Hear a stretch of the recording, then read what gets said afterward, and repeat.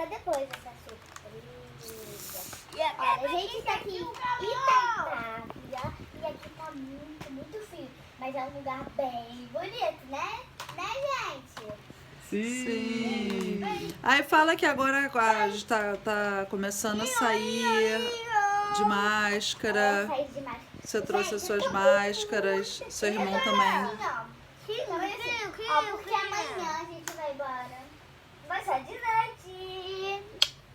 Ó, e hoje, que é o primeiro dia que a gente veio pra Itaipava, a gente acendeu essa fogueira aqui. Como, né, está muito frio, a gente acendeu a lareira pra esquentar, gente, né, gente?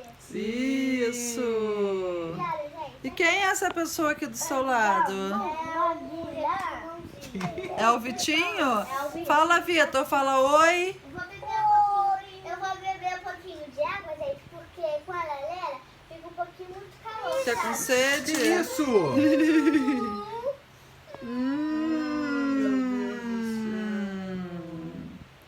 E aí, Betininha? Conta uma novidade pro pessoal do canal da Betina B.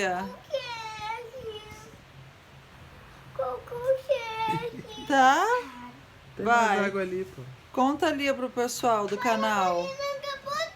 Fala, agora a gente tá começando a sair, né? Conta da piscina, que tava uma delícia, agora está quentinha. Agora a gente tá bem quentinho aqui. Upa!